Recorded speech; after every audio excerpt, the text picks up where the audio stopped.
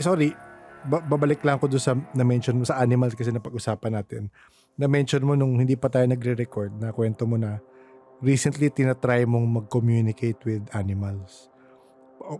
Paano mo siya ginagawa? Kasi marami rin naman listener na may pets. So. Ganito. Based on experience sa ngayon Yes, kasi dinedevelop ko pa siya. Mm-mm. Talaga. Ganito. Ang ginagawa ko, ini-empty ko yung laman ng isip ko. Wala kang intention. Plain ka lang. Okay. Plain ka lang. Tapos, try mo tumingin sa mata niya. Sa mata, oo. Ng aso. Yung unang word na maririnig mo sa isip mo. Or minsan kasi bubbly yung salita. Minsan magulo eh. Okay. Basta yung unang word na maririnig mo, yun yung nararamdaman niya. Paano ko nalaman yun? Okay. Meron akong asong binigyan ng konti ang kain. Okay. Tapos nararamdaman ko, hindi yun sa akin Oo. sa kanya yun. Tinitignan ko siya. Tapos, nakatingin din siya sa akin. Tapos, yung sa isip ko, telepathy. Kasi yan, kinakausap ko. Kung ka paano, nahalo ko sa utak. Patingin lang ako sa kanya. Tapos, alam mo yun, yung kainan niya, tinutulak niya sa akin. Oo. Ganun niya. Oo.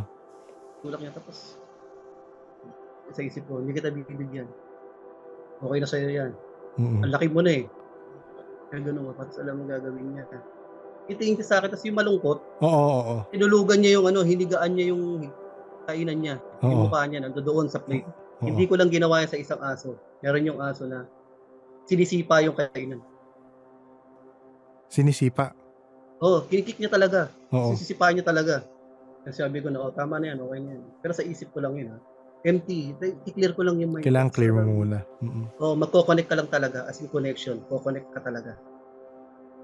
Akala ko ginawa ko yan. Akala ko dahil lang sa pet ko o kasama ko. Alam mo, ginawa ko naman yan sa labas. Mga stray dog ko naman ginawa yan. Sino po stray dog? Di ako makontento sa ibang dog kaya subukan ko. May isa akong dog na nilapitan. Tapos, sabi ko sa akin, hindi ka lapit ka sa akin, wala akong gagawin sa iyo. Pero alam mo namin nagsasabi doon, masapang daw yun. Nangangagat. Nangangagat daw yun. Marami na daw kinagat yun. Kaso na yun. Kaya katatakot yung mga tao, bakit nga tinatawag ko Nagulat sila. Lapit ka, lapit ka. Gulat sila, bigyan lumapit sa akin. Tapos nahimas ko talaga. Oo. Nahimas ko siya sa likod ng neck, tapos sa likod ng tenga. Nagawa ko.